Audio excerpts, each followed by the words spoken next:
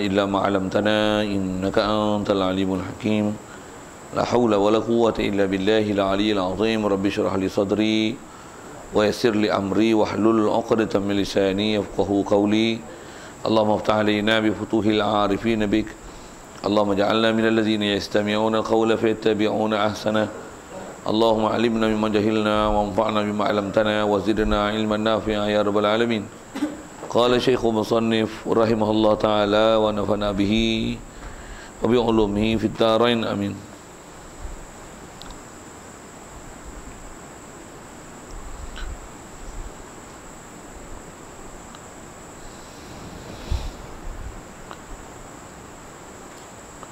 Kata musannif, dan syarat wajib qisas pada atraf itu deh.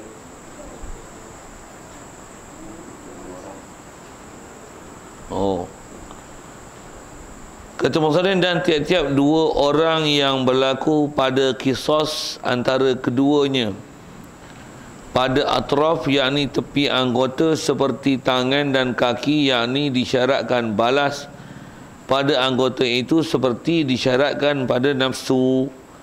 Hendaklah ada keduanya yang mengerat akil lagi bersamaan pada Islam dan merdekanya. Ada sekalian, pertama sekali syukur, terima kasih kita kepada Allah Ta'ala. Syukur kita hidup masih diberi, syukur kita dapat Islam, syukur kita Allah Ta'ala jadikan kita boleh hadir ke masjid, ke surau. Dengan itu boleh dengar ilmu, majlis ilmu, faham ilmu, dapat ilmu, dan dapat mengira dan membenarkan, memperakui ajaran Nabi kita Muhammad sallallahu alaihi wasallam, yang dengan memperaku dan mengiktiraf, membenarkan ajaran Nabi Muhammad sallallahu alaihi wasallam itu, itulah yang dikatakan iman. Syukur juga di atas nikmat dia jadikan kita boleh taat patuh perintah dia, tinggalkan larangannya.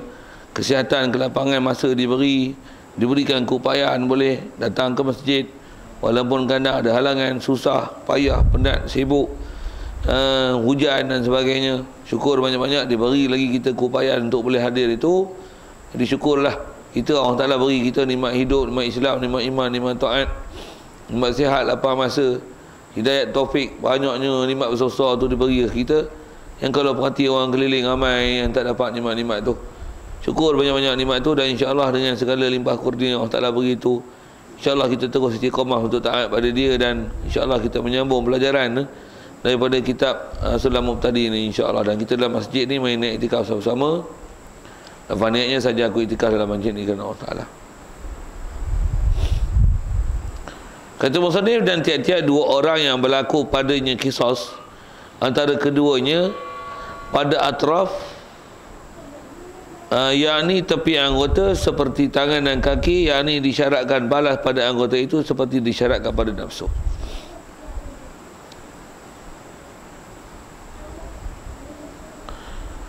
Dan tiap-tiap dua orang yang berlaku pada qisas antara keduanya, betul, pada atraf itu. Ada pertanyaan lain tak? Tiap-tiap dua orang yang berlaku pada qisas antara keduanya berlaku berlaku pula antara keduanya pada atraf. Ada tinggal lah tu, macam kecil dah kitab murah lagi ni. Okey, ada tinggal ayat sikit tu, berhati sikit. Betul yang kita lalu. Dan tiap-tiap dua orang yang berlaku qisas pada qisas antara keduanya, begitulah juga ada itu. Betul? Berlaku pula antara keduanya pada atraf. Ada berlaku pula antara keduanya. Jadi ada perkataan berlaku pula antara keduanya pada atraf. Itu ayat dah. Sekali lagi macam tengok. Ini yang kita baca kitab nak kena faham ni. Dan tiap-tiap dua orang yang berlaku pada qisas antara keduanya, berlaku pula antara keduanya pada atraf. Okey, boleh faham? Itu hak dah betul kitab, dah apa betul tu pun boleh faham tak? Baik, apa maksud dia ni? Jadi kita nak baca ni kalau ikut masih bicara dalam bab kisos, dalam bab masalah kes-kes bunuh. Jadi dia nak kata apa? Dia kata kalau tiap-tiap dua orang yang berlaku kisos, mesti kes kisos ni asas atas istilah asal bahasa, dan kita pakai dalam syarak kisos adalah kes bunuh. Dan bunuh kisos adalah bunuh sengaja. Yang dipanggil bunuh qatlul amdi, bunuh kes bunuh yang sengaja. Istilah bunuh sengaja maksudnya memang pembunuh nak kosok bunuh dan dia gunakan alat membunuh pada ghalib. Bab tu dia ada kisos dan ada sebut kita masalah kemaafan apa diat dan sebagainya, itu sekali lalu. Jadi kes yang orang kena kisos, kata dia, kalau dua orang ni, orang yang membuat jenayah, al-jani dengan mujdan alaih, pembuat jenayah, dan orang yang dizalimi dengan dibuat jenayah ke atasnya. Jadi boleh ada asal istilahnya, siapa yang kalau orang yang dibuat jenayah tu sampai kena bunuh, yang waris dia boleh minta kisos, berlakulah pula berlaku kisos antara keduanya, berlakulah pula antara keduanya pada atraf. Atraf tu apa? Terjemah mudah, anggota. Maksudnya orang yang kes, kalau dibuat jenayah pada orang ni yang kena bunuh, yang pembunuh itu waris boleh minta kisos. Orang yang dibuat jenayah padanya dengan dicederakan anggota pun syarat untuk boleh balas pada anggota tu pun sama macam mana masalah kisos dulu. Tu maksudnya. Sekali lagi baca banyak tu. Pasal tu fakta penting dalam hukum. Dua orang berlaku kisos antara keduanya. Kan ada kes-kes kita belajar masalah kisos, bunuh sengaja. Lepas tu syarat-syarat pembunuh nanti akan dibunuh balas. Kan ada syarat itu kita jumpa. Antaranya bukan asal, maksudnya bukan bapa lagi. Bukanlah yang membunuh itu adalah orang Islam, bunuh kafir, dia mesti setaraf satu. Dan mestilah juga syarat dia mesti orang merdeka, mestilah dua-dua tu merdeka. Jadi kalau hamba bunuh orang merdeka, silap. Orang merdeka bunuh hamba, orang merdeka tak dibunuh kisos dengan sebab bunuh hamba. Ada kita jumpa itu kan? Ada jumpa tak jumpa Tuhan, mari tak mari Tuhan. Ingat tak ingat Tuhan, tu Tuhan lah. Bila tak faham itu, susah dia nak faham ni sikit. Itu je. Tu yang mengaji itu kalau tinggal sekali kadang dia tak faham sampai kekal abadi selama-lama tu. Pasal apa? Ada benda yang kita nak ambil faham tu pasal pelajaran lepas. Terus tak faham langsung tu. Saya untuk pengalaman mengaji tu, mengaji yang jenis jadi gitu lah, kena ada 2-3 kali, lepas tu tak buat lah. Pasal apa? Dia jadi bodoh terus. Satu mengaji ni kadang menyebabkan jadi bodoh tu bukan banyak, sikit lah. Tapi sikit tu jadi bodoh banyak. Sikit sebab tu. Baik. Apa nak cerita ni? Jadi asal disebut dua orang yang berlaku kisos. Saya dah sebut tadi beberapa syarat dia. Mestilah merdeka, untuk balik Islam, berakal. Kalau yang tu dia bunuh pula, bunuh qatlul amdi, bunuh sengaja, yang kena hukum kisos, berlakulah pula antara keduanya yang ada hukum balas. Cuma balas macam tu tak dipanggil kisos. Berlakulah boleh balas. Masalah boleh balas, memang boleh balas, dan dengan syarat yang lepas, dengan kata Islam, aqil, baligh, dan mestilah merdeka. Itu antara syarat dia. Berlakulah ada kes boleh balas ni pada atraf. Apa dia atraf? Terjemah mudah, anggota. Maksudnya kalau kata yang ni bunuh, boleh balas bunuh. Orang ni kerat tangan, boleh balas kerat tangan. Nak sebut itu. Dan kebolehan boleh balas kerat tangan dengan syarat lepas lah. Dia yang sebut tu. Jadi sama syarat dia macam mana syarat yang dikenakan pada kisos. Kisos menyentuh syarat, kawan tu pula kalau sebutlah masalah potong tangan misalnya, dikerat tangan kawan ni, boleh dibalas kerat tangan dengan syarat alat yang diguna boleh kerat, dan memang dia kerat, dan memang dia kosong nak kerat. ada hukum istilah qisas, balas kerat dengan anggota. Cuma kalau balas bunuh tu qisas bunuh. Ini qisas kerat anggota, balas kerat anggota. Macam mana pun selalunya qisas digunakan untuk balas, untuk masalah bunuh dibalas bunuh, dan bunuh kes qatlul amdi, bunuh sengaja. Tu saya dua saja ulang 2-3 kali. Pasal fakta tu dia fakta ilmu je, pasal mesti tepat tu. Bunuh sengaja. Jadi kalau yang ni sengaja potong anggota. Alat boleh potong, dia yang potong. Dan pula dengan martabat yang sama. Yang ni baligh, berakal, lagi merdeka, Islam. Sama-sama martabat lah tu. Maka orang yang buat jenayah itu boleh dikisaskan. Kalau dia potong telinga, boleh potong telinga, potong kaki, boleh potong kaki. Tu pun ada syarat lagi dia sebut lagi. Nak sebut tentu dulu hukum tu berlaku juga syarat macam mana bab qisas, macam itulah juga syarat dalam masalah anggota. Okey, itu fakta dia.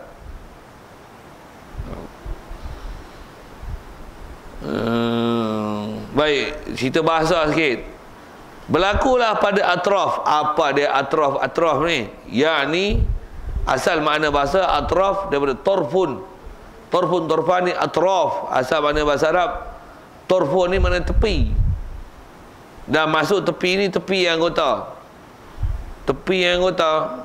Apa maksudnya? Anggota lah. Kalau bahasa mudah kita. Macam mana pun nak bahas bahasa banyak-banyak pun lagi tuan-tuan tak kerti. Saya pun bukan kerti mana. Tapi takat terjemah tepi tu, apa maksud tepi tu saya kerti lah. Cukup dengan faham kata tepi tu apa? Dia kata tepi anggota. Tepi anggota tu apa? Anggota lah. Okey, faham? Contoh anggota ni macam mana? Ataupun contoh tepi anggota yang masuk tepi tu apa dia? Yang nanti kalau buat jenayah boleh balas. Macam mana pun istilah penggunaan tepi tu, pasal memang anggota yang biasanya ada istilah jenayah yang nanti ada istilah boleh balas balik dengan istilah qisas. Seumpama mana dia buat zalim, macam tu dia boleh dibalas zalim dia. Kebanyakannya anggota tu duduk di tepi-tepi.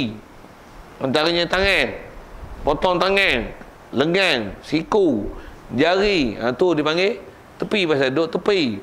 Kaki kan duduk sebelah tepi. Tepi tu ya, belah kanan, belah kiri.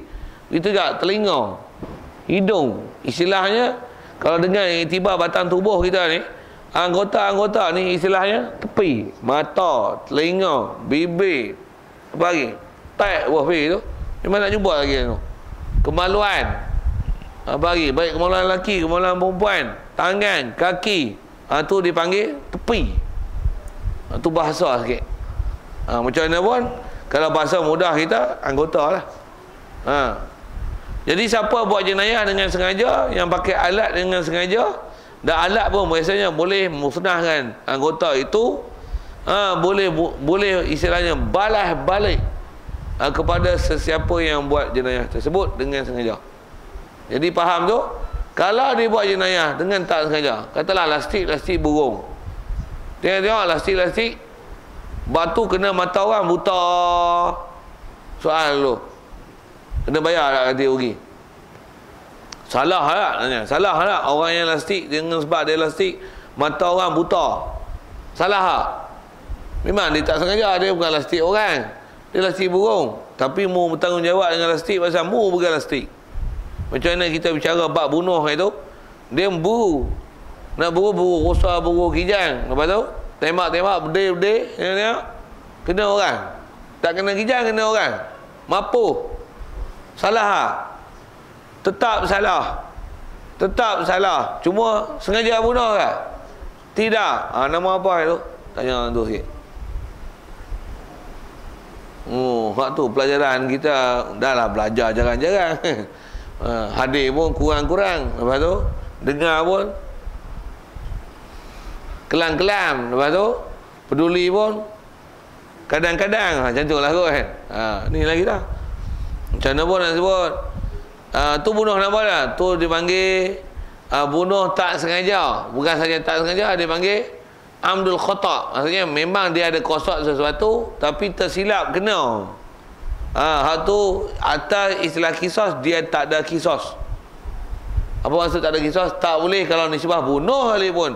Pembunuh tak boleh dibalas bunuh pasal dia bukan bunuh dengan sengaja. Macam mana pun salah, nama salah. Dari segi bunuh, dia kena bayar ganti rugi. Bab mata dia katalah, dia lastik katalah lastik benda lain, tengok kena mata orang buta. Memang dosa tu tak ada, tapi buta tu siapa punya tanggungjawab? Siapa yang lastik? Siapa yang pegang berdih apa seumpama tu lah. Dia tengok kena orang, memang dia tak saja buat jenayah, tak ada kisos, tapi ganti rugi dia kena bayar. Bayar apa? Nanti kemudian belakang. Memang umumnya unta. Kaedah kita dalam syarak, kadaran yang dipakai adalah unta.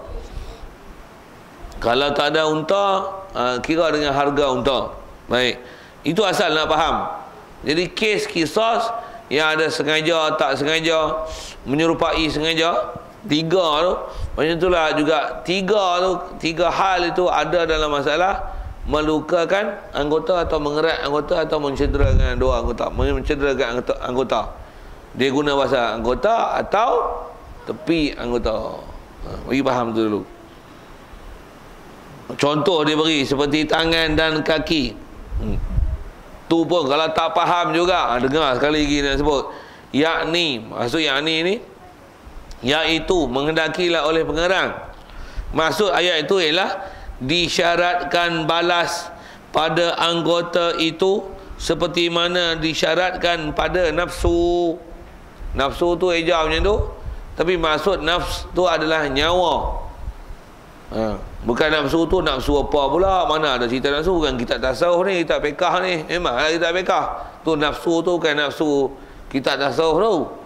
Nafsu mutmainnah, nafsu lawamah, bukan cerita hak tu. Jadi disyaratkan pada nafsu, maksudnya nafsu disyaratkan pada nyawa. Maksud nafs itu adalah nyawa dengan mana roh. Jadi hang bunuh orang, nyawa orang mati, roh tercabut dari diri dia dengan sebab mau sengaja bunuh, ada kosat bunuh dan alat boleh bunuh, tu nama buat jenayah sengaja, dosa besar. Lagi kena, kalau kata kisos, mu boleh kena kisos. Jadi kalau masalah mu cedera anggota, guna pisau potong telinga, kerat telinga, memang sengaja kerat telinga, dia sengaja kerat telinga, boleh kisos, balas balik kerat telinga kepada siapa buat jenayah. Itu maksud dia. Itu maksud dia. Cuma nak buat tu, dia tak boleh kita buat sendiri. Hari tu pun kita dah bicara bab-bab hukum hakam yang macam ni, dia mestilah melibatkan penguasa. Jadi siapa yang perintah negara, dialah dipertanggungjawabkan untuk melaksanakan hukum-hukum jinayat macam ni dalam pemerintahan Islam. Kita memang tak boleh untuk kita buat sendiri. Orang dikerat telinga, kita pergi tangkap dia, kita kerat telinga dia. Tak boleh. Pencuri potong tangan, masuk pencuri dalam rumah, dapat tangkap, betul? Panggil khalayak ramai, kita kerat tangan dia. Pasal kerajaan Malaysia tak buat hukum hudud, tak boleh. Itu tanggungjawab kata pemerintah. Kita tak boleh buat pandai-pandai. Nanti kalau buat pandai-pandai, dia jadi apa? Dia jadi undang-undang riba macam zaman dulu. Apa dia undang-undang riba? Dia jadi balas dendam.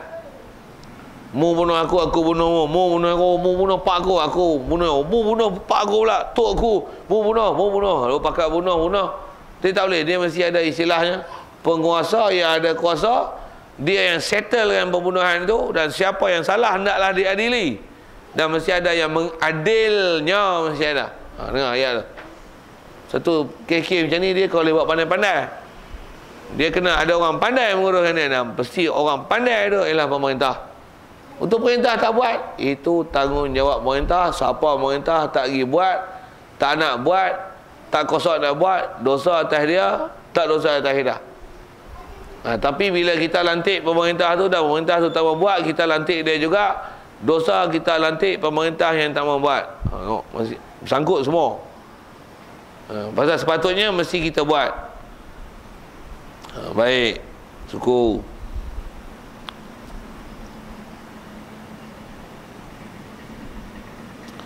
Baik. Jadi antara syarat itu yang kita dah jumpa, hendaklah ada antara keduanya yang mengerat dan yang dikerat mestilah akil. Lepas tu kita dah bagi peringatan tu, jaga-jaga dengan orang gila. Pasal apa? Sehari dia buat jenayah kat kita, peri. Dia bunuh kita pun, waris tak boleh minta tuntut balas kisos tu. Tu. Begitu juga akil. Lagi pula bersamaan pada Islam. Orang kafir dengan orang Islam. Contoh orang kafir, dia duduk negeri Islam, dia tak boleh act. Siapa? Sehari orang Islam bunuh dia. Dia tak boleh minta orang Islam dibunuh. Sebab bunuh dia mau.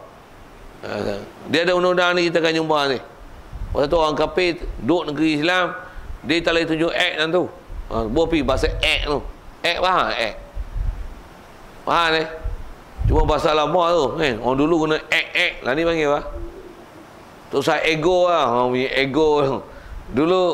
Dulu kalau ikut bagus lagi siapa? Bahasa ringkas. Act. Lah ni ego. Ego dia tak faham.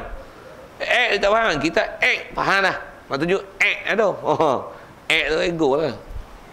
Bahasa orang dulu pendek lah. Tak faham sudah.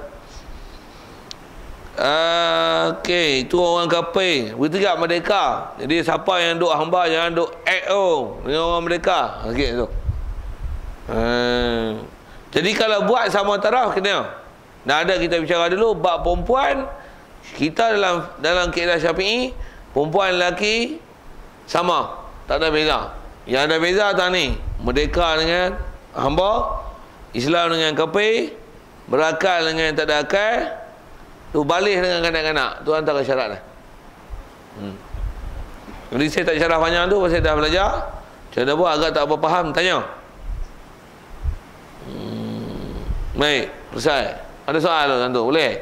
Nak sebut tentang kata prinsip ada kisos dan jenis-jenis jenayah.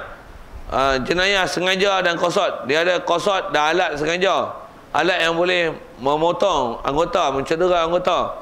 Ni dia qasad tapi alat tak boleh potong anggota. Yang ni dia qasad tapi bukan nak buat jenayah, dia tuju benda lain tapi tersalah kena benda lain. Itu nombor 3. Itu yang ada qatlul amdi, syibhul amdi, ada amdil khata ataupun khata amdi.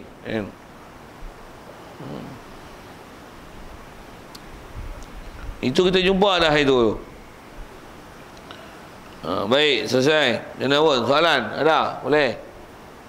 Asal tak susah mana tu boleh faham tu.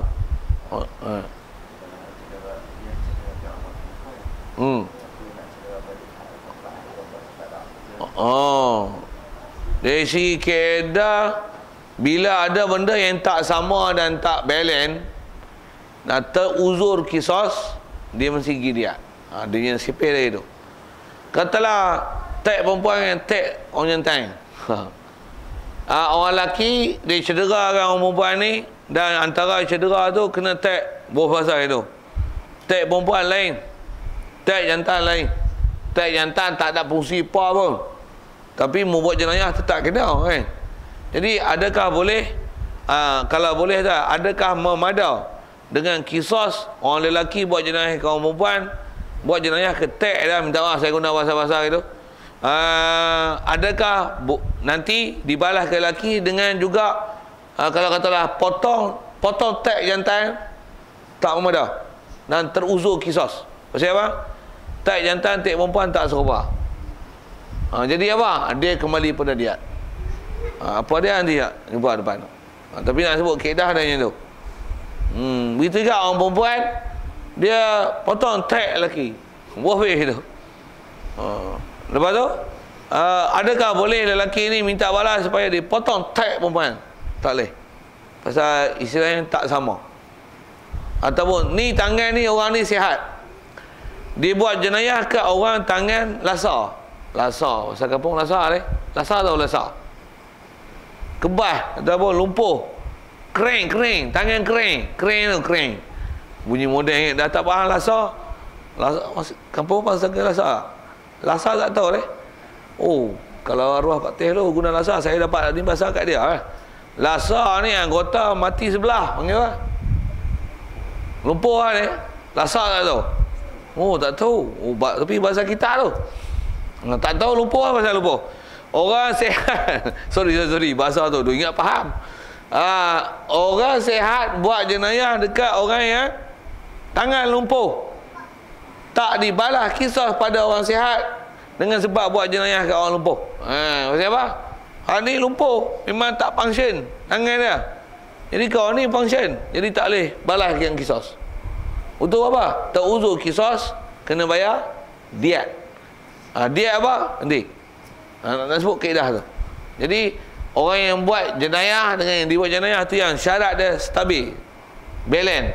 Tu Islam dengan Islam, betul, merdeka dengan merdeka, betul, akil dengan akil, balik dengan balik. Jadi kanak-kanak orang gila, orang kafir, hamba dia Islam tak balance. Hukum lelaki perempuan balance, tapi bila ada anggota-anggota yang tak setaraf dari segi manfaat, begitu juga saya sebut contoh tadi yang lumpuh dengan orang sihat tak sama. Bila tak sama, dia teruzur kisos. Bila teruzur kisos, dia kena diat. Itu kaedah.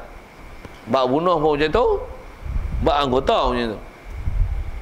Baik. Ada apa lagi soalan? Best soalan tu. Ada apa?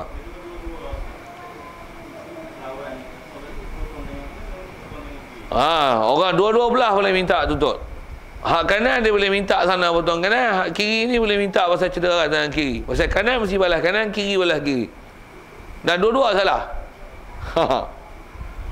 Ni potong tangan kanan kau ni. Dia salah pasal tangan kanan ni. Kawan ni pun dah tangan kanan dia tak ada. Tangan kiri dia ada, balas kiri. Kena pula, kawan tu kena tangan kiri. Salah pasal membubuh tangan kiri dia.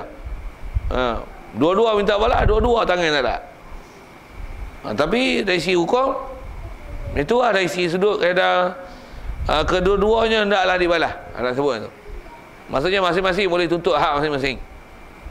Kalau tengok-tengok, hari kita dua-dua gudung je lah, tak balas, kita kosong-kosong tu.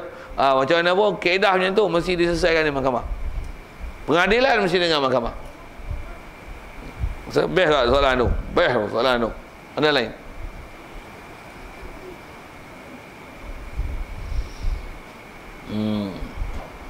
Jadi kalau nak ambil kataan tu, mestilah orang yang buat jenayah dengan dibuat jenayah, syarat untuk ada kisah mestilah balance. Asal semua orang putih tu faham ke tak? Balance faham? Balance.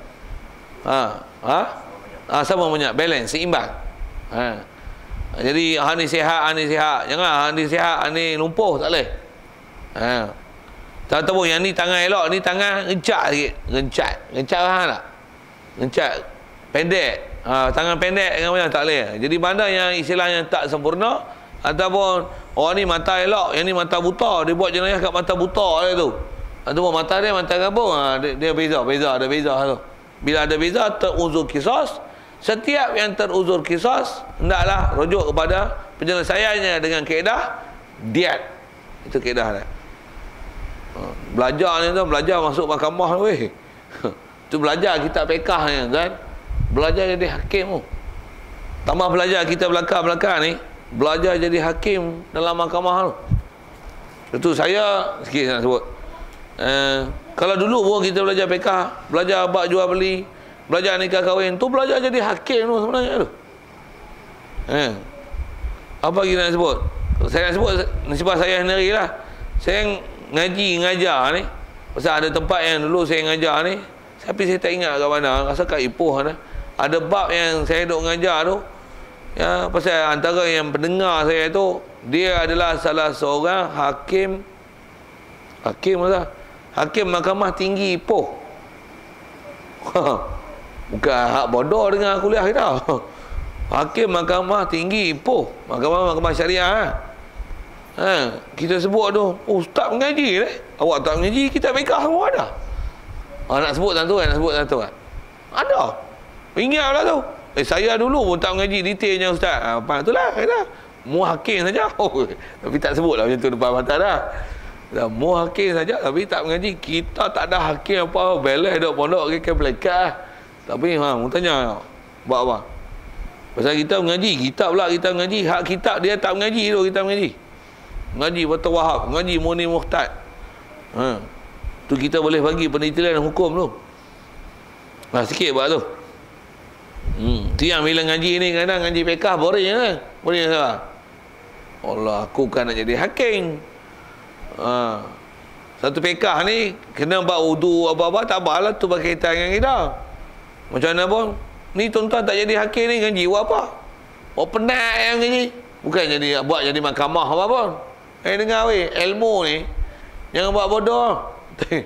Tak payah tu. Maksudnya walaupun tak jadi hakim, belajar dia tu, ilmu tak ada, menuntut ilmu nama sunat. Tak jadi fardu ain, fardu kifayah. Ngaji